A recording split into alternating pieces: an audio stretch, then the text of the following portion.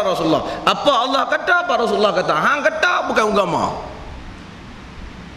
Hang kata, aku pun boleh kata. Hang pun lahir sebagai manusia, aku pun. Hang pun tak ditabar sebagai Nabi, wahai ustaz.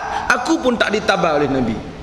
Boleh kami bersila depan hang kerana kami duk agak hang tahu apa Allah Ta'ala kata, apa Rasul kata. Kalau hang tak boleh bagi tahu hak tu, duk bagi tahu hang punya, tak payah. Kami pun tahu nak mereka. Kalau lebih kurang macam tu lah bahasa ada. Bunyi derah dah sikit. Ada Ustaz ni bagus kuliah mau duk tanya lah. Kalau tidak dia stuck, dia sengap. Kita pun tak tahu faham ke tak.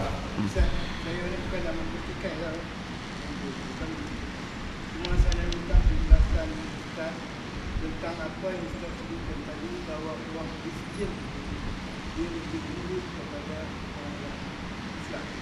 Itu maksudnya Dibandingkan orang Yahudi. Tapi bagaimana pahaman Ustaz tentang apa yang telah dilakukan oleh kufur terhadap kufur yang bawa-bawa ini disebut dalam itu satu, dan lagi satu bagaimana tentang ayat Quran yang mengatakan bahawa orang Yahudi, Nasara dan Nasara tidak akan berpuas hati selagi kamu tidak mengikuti. Dia bagus soalan. Soalan dia tanya, macam mana dengan pop yang hina Nabi baru ni? Dan macam mana Quran yang menyatakan walam tarda ankal yahud wala tarda ankal yahud wala nasara hatta tattabi'a millatahum. Tuan-tuan, Quran cakap tentang konsep yang umum.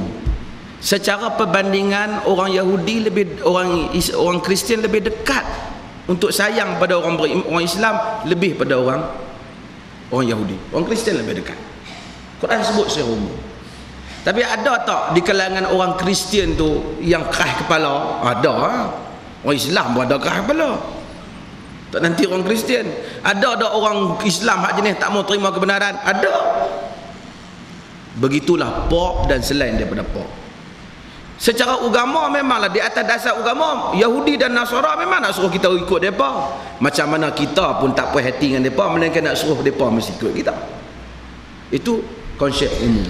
Tapi di segi cara suasana pendidikan agama, cara Yahudi didik orang dia jadi kepala samsing, memang tak mau langsung dengan kita, meluat tak habis-habis.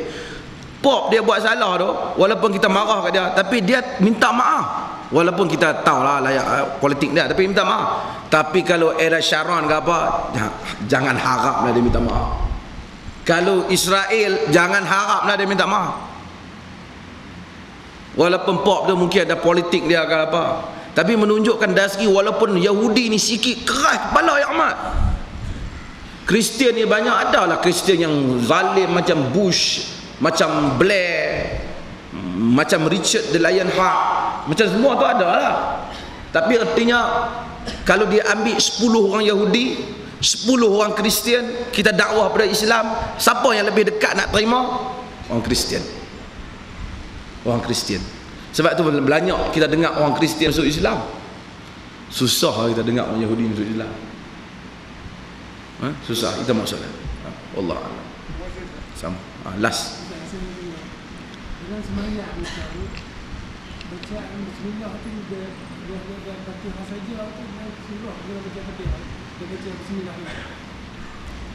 Dalam semayang tu, ya, dia kena baca Fatihah dan baca bismillah kan. Bila nak baca surah tu dengan bismillah juga, tak payah. Para ulama khilaf dalam masalah ini. Tentang pertama, khilaf tentang bismillah pada Fatihah. Adakah dia sebahagian daripada ayat Fatihah ataupun tidak? Dalam mazhab Malik dia kata bukan.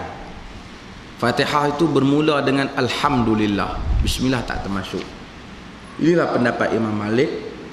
Di antara hujah Imam Malik dan selainnya ialah kata Imam Malik bahawasanya cukuplah, kerana Al-Quran ni orang tak khilaf. Bila orang khilaf bismillah tu salah satu ayat daripada Fatihah ataupun tidak, maka tak layak dia jadi ayat dah bila khilaf. Kerana Quran ni tak khilaf. Apa yang khilaf orang tak mengerti Quran. Itu alasan dia. Ramai juga di kalangan tabi'in yang berpendapat bahawasanya bermula dengan Alham. Hatta di kalangan ulama Arab Saudi yang mazhab Hanbali pun seperti Ibn Utsaimin Ia berpendapat bermula dengan alham, tak mula dengan bismillah. Khilaf dia. Di kalangan mereka yang berpendapat mula dengan bismillah agak majoriti. Tetapi mereka berkhilaf pula, adakah dijaharkan bismillah ataupun tidak, dijelaskan bismillah atau tidak. Adakah bismillahirrahmanirrahim, alhamdulillahi rabbil alamin, ataupun bismillahirrahmanirrahim, alhamdulillahi rabbil alamin. Dalil-dalil kalau berdasarkan mazhab al-Imam al-Bukhari dan kebanyakan ulama hadis, mereka berpendapat bahawasanya Nabi tidak menjaharkannya, tak menjelaskannya. Di kalangan mereka ada yang menyatakan Nabi kadang-kadang menjelaskan bismillah, tetapi sangat jarang. Yang banyaknya baginda tidak menjelaskan bismillah. Maka tidak menjelaskan bismillah itu lebih kuat pendapatnya. Lebih kuat pendapatnya. Kalau demikian, maka pada bacaan surah, kepala surah, adakah nak bismillah? Kalau bismillah khilaf macam tadi, tapi kalau bismillah pun hendaklah tidak dijelaskan. Macam bismillah. Ara'aital ladzi yukadzibu bid-din, bukan bismillahirrahmanirrahim. Ara'ai, ini tak betul. Lebih tidak betul lagi, maksudnya tak tepat, kita tak jaharkan bismillah. Lebih tidak betul lagi, setengah imam bismillahirrahmanirrahim, Allahu la ilaha illa huwal hayyul qayyum. Jadi dia bismillah di tengah-tengah ayat. Dah.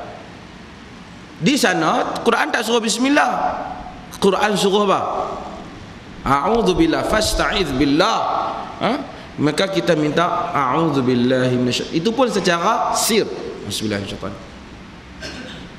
Baru tu baca Allahu waliyul ladzina amanu. Tak payah bismillah. Dan Nabi didapati dalam riwayat-riwayat hadis, baginda sallallahu alaihi wasallam juga baca Quran masa ceramah, macam khutbah. Tapi tak kata a'udzubillahi minasyaitonir rajim, Allahu waliyul, dia tidak menjelaskan a'udzubillah. Maka penceramah pun tak payah menjelaskan a'udzubillah. Iqtidaan bin Nabi sallallahu alaihi wasallam, mengikut Nabi sallallahu alaihi wasallam. Sesungguhnya pada perbuatan Nabi itulah hikmah dan hidayah dan petunjuk jalan yang terbaik. Hak lain daripada Nabi, lebay ke, ustaz ke, profesor ke, tok guru ke, siapa ke, dai hitam, dai tak hitam, dai biru pun tak sama dengan sepotong hadis Nabi sallallahu alaihi wasallam. Ikut Nabi, tuan-tuan. Tuan-tuan tengok satu hari saya buat benda salah dengan hadis Nabi, jangan ikut saya, ikut Nabi. Salah kalau ikut saya.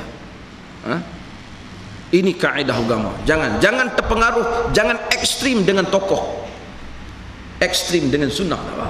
Maksud pegang sunnah, gigit. Wa'addu 'alaiha bin nawajiz, kata Nabi, gigit ia dengan geraham kamu, pegang sungguh-sungguh, jangan lepas. Wallahu ta'ala a'lam. Allahumma ja'al jam'ana hadha jam'an marhuma wa tafarruqna min ba'dihi tafarruqan ma'suma.